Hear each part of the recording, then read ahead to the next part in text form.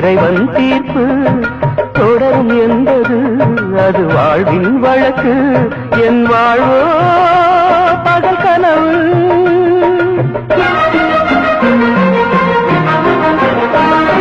காதல் என்பது மிகவும் புனிதமானது.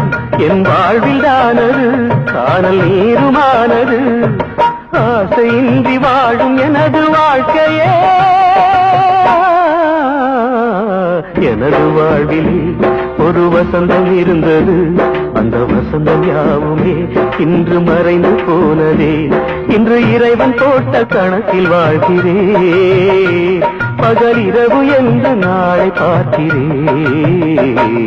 எனது வாழ்விலே ஒரு உதயம் பிறந்தது. அந்த உதயம் யாவுமே இன்று மறைந்து போனதே. இன்று மறைந்து போனதே.